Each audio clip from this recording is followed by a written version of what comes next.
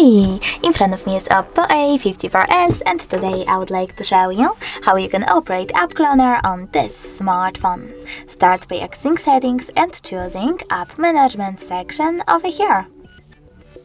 Then click on App Cloner and select one of your available apps that you wish to clone. In my case, it's only Facebook, so I have to click on it, tap on the switcher next to Create App Clone, and wait. Then choose Rename App Clone over here.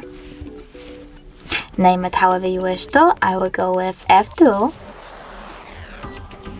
And save your changes by clicking on the check mark at the top right corner. Now when I go back and try to access Facebook, I can see that my app was successfully cloned. Thanks so much for watching. If you enjoyed this video, leave a like, comment and definitely subscribe. Bye!